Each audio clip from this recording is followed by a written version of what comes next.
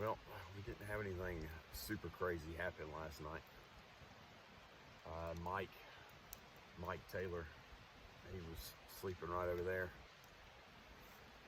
And about 2 a.m., he said, now I didn't hear this because I was asleep. He tried waking me up afterwards. But I've got a recorder set out, and I've had it out the whole time. But around 2 a.m., he said right behind him, right up here on this hill, we got one wood knot. And it was obvious enough to where, like I said, he tried waking me up, but apparently I wasn't having it. Or he didn't yell loud enough.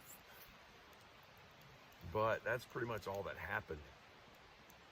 We did find on our walk up here on this hill where the crazy trees are, they're actually old maple or walnut trees.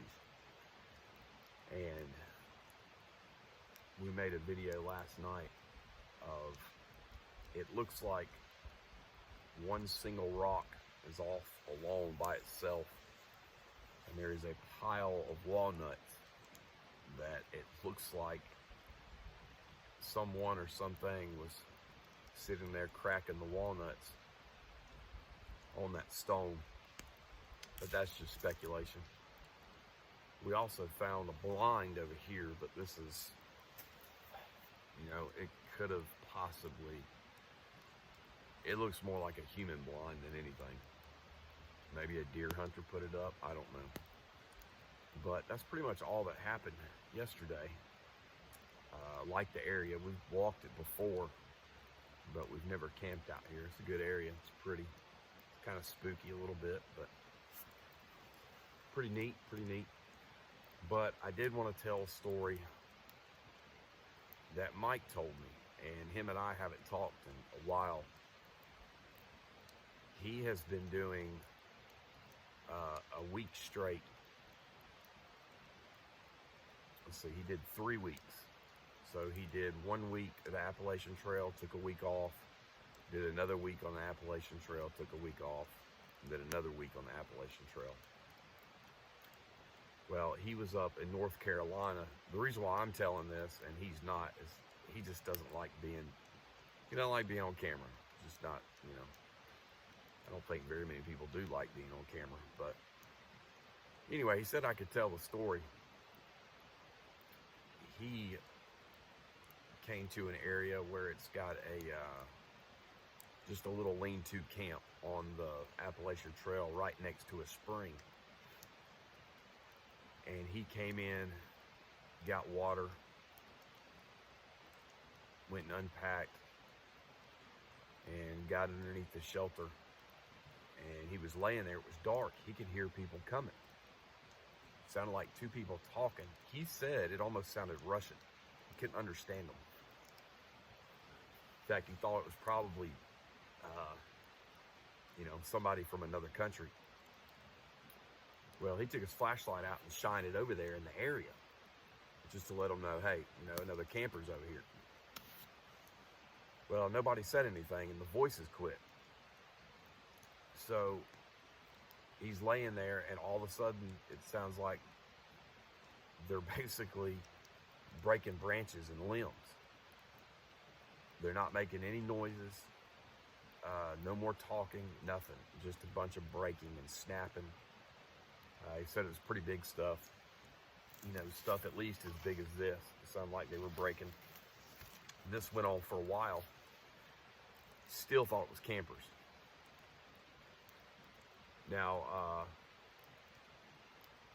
that went on for a while.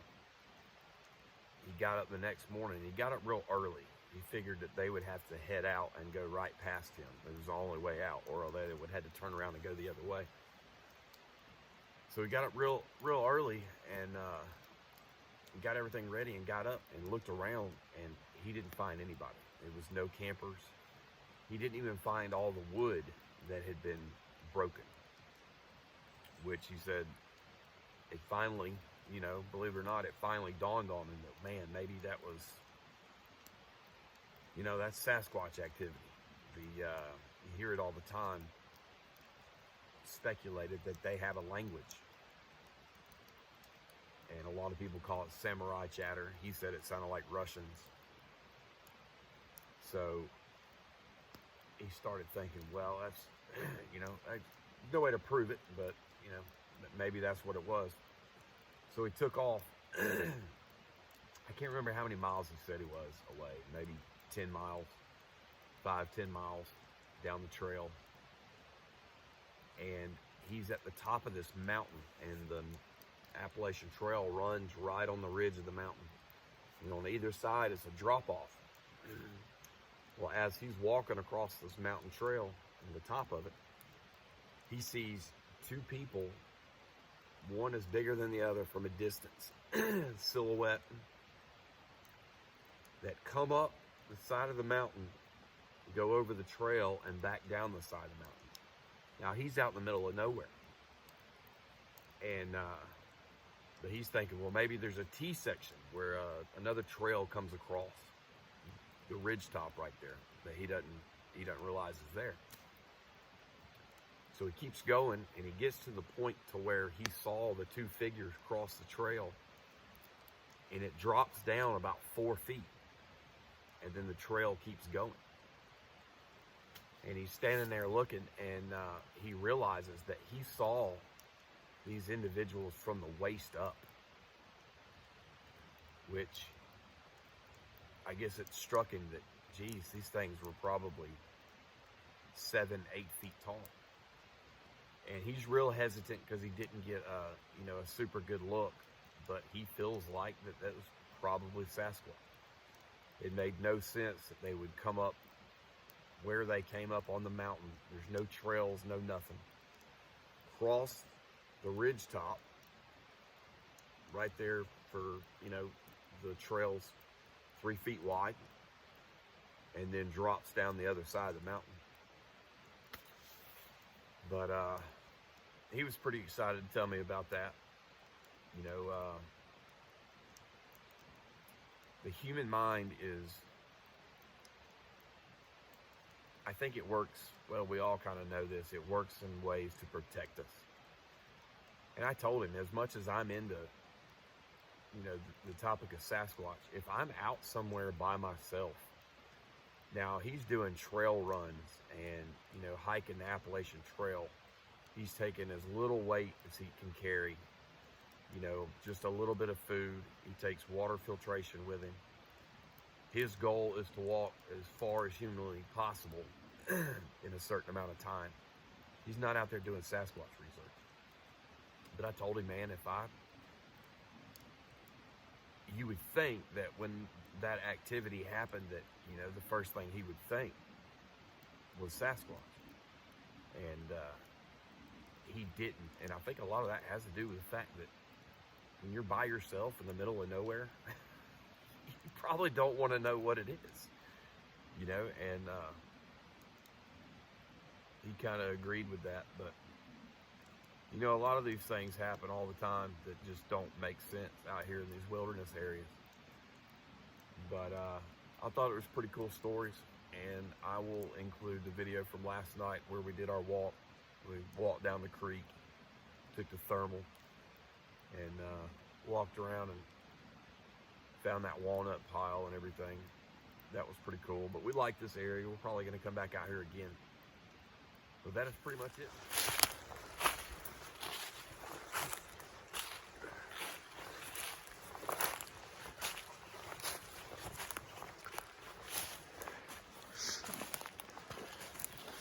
I think it's over here somewhere. Yeah.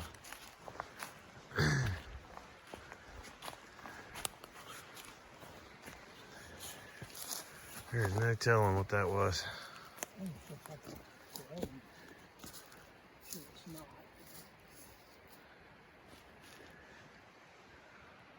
It's pretty neat though.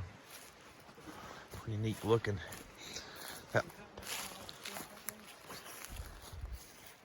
No, let me show you. And that was another weird thing. It was down here all by itself somewhere. I don't think I went very far. It's around this one rock.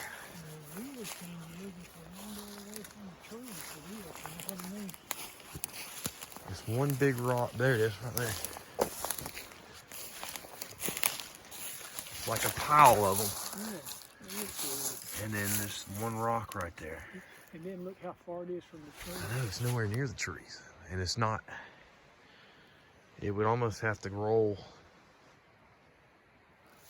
That need to get rolled. And that is not bent. See, there's grass under there. Yeah, that's. So that's been placed there kind of recently because the grass is still. It was either. I mean, what else would do that? Really? Like what?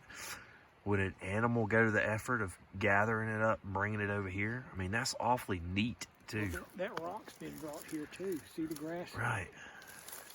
There's no dirt. There's grass that it's killed. Right.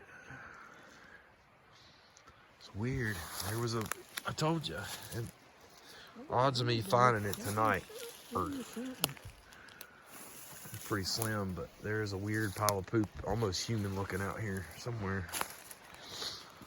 Finding that in the dark. Did you taste it? No, I put it in the baggie though. Yeah. It's already mailed to your house for safekeeping. I'll be a fish and poop keeper. Yeah. That is kind of cool because, hey, why would they drive a bunch of them and take it all the way over there? I don't know, unless it was a human that was eating it. I don't think so because these things are not that good. You know what I mean? And I thought my stepdad told me something about